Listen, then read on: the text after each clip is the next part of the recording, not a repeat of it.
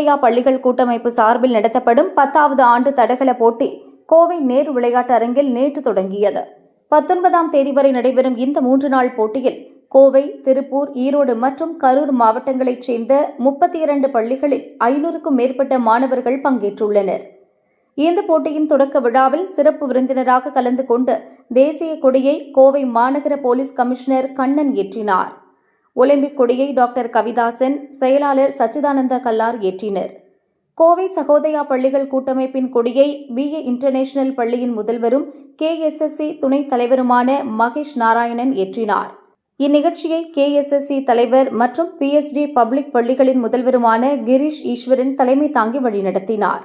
தொடக்க விழாவை தொடர்ந்து பள்ளி மாணவர்களின் அணிவகுப்பு, இசைக்குழு நிகழ்ச்சி மற்றும் ஒலிம்பிக் ஜோதி ஏந்தும் நிகழ்வுகள் நடைபெற்றன.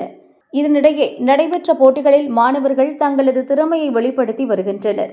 12 வயதுக்குட்பட்ட மாணவர்களுக்கான குண்டு எறிதல் போட்டியில் கைலாசவன், ஜான் ஜோசப், அருண் ஆரியன் ஆகியோர் முதல் 3 இடங்களை பிடித்து அசத்தினர். 12 வயதுக்குட்பட்ட மாணவிகளுக்கான நீளம் தாண்டுதலில் தீக்ஷிதா, சன்விகா, அன்வி சௌகான் ஆகியோர் முதல் 3 இடங்களை பிடித்தனர்.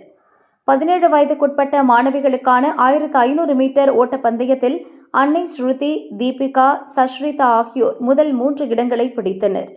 மாணவர்களிடையே ஆரோக்கியமான போட்டி மனப்பான்மை, விளையாட்டு நற்பண்புகளை வளர்க்கும் நோக்கில் நடைபெறும் இந்த போட்டி நேரு விளையாட்டு அரங்கில் உற்சாகமாக நடைபெற்று வருகிறது.